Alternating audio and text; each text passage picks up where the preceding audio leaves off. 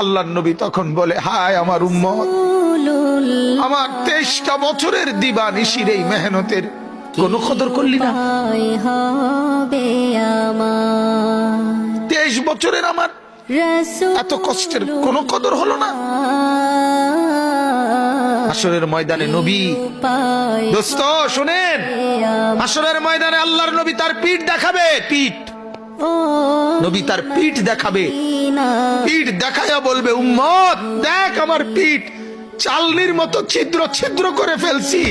তায়েফের বাচ্চারা যখন আমার পাথর মারছে, ওই পাথরের আঘাত সইতে গিয়ে। সেদিন দেখবেন, পথের ধুলি, সেদিন বুঝবা যুবক, নওজোয়ান, তোমার জন্য কাঁদার কেউ নাই, তোমাদের জন্য ভাবার কেউ নাই। মা বাপ ছেড়ে দিছে তোমারে, যা বাবা নষ্ট হয়ে যা।